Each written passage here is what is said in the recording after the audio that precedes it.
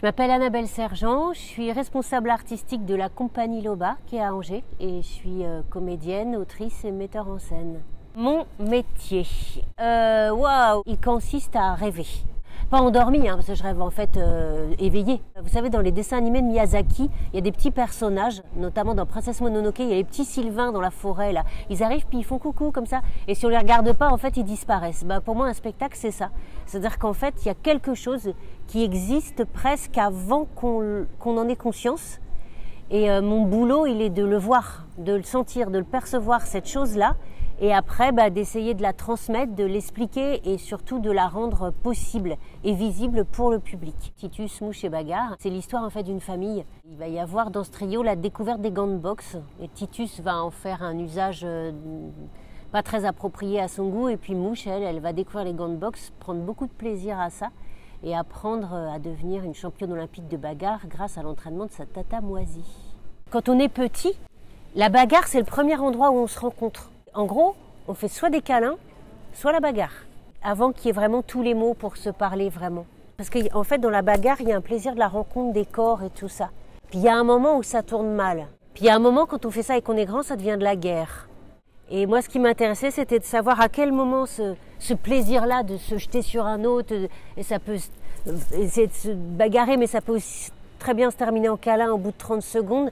Il y a ce plaisir-là, puis à quel moment, en fait, il y a une limite qui passe et on n'est plus avec l'autre, on est contre, ou alors même l'autre n'existe plus. C'était de parler de cette petite limite. Comment s'est passé le travail d'écriture avec Karine Serre, qui est une autrice à la fois de théâtre, de romans, de nouvelles et de livres pour enfants. Alors, il faut faire très très attention avec Karine Serre, parce que tout ce qu'on dit peut se retrouver dans la pièce de spectacle.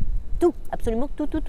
Et du coup, c'est très plaisant parce qu'elle écrit vraiment pour le spectateur, mais aussi pour le comédien. Elle a des cahiers, et à l'intérieur de ces cahiers, elle colle des photos, elle note tout ce qu'on se raconte dans la journée et tout.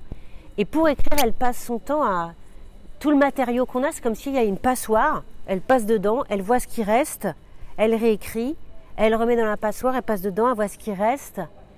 Et du coup, c'est elle qui fait plein de liens, tout ça, c'est super. Moi, ça va faire quasi 18 ans que je fais des seuls en scène. Et ça oblige le spectateur et le comédien aussi à beaucoup travailler de l'imaginaire pour faire apparaître. On ne peut pas être dans un théâtre réaliste quand on est en solo, parce que l'autre n'est pas là alors qu'on parle de lui ou on le fait parler. Donc on est toujours obligé d'être un peu décalé. Et ça m'intéresse beaucoup. C'est un rapport au spectateur qui fait que on dit au spectateur qu'on sait exactement qu'on est en train de jouer au théâtre dans le solo.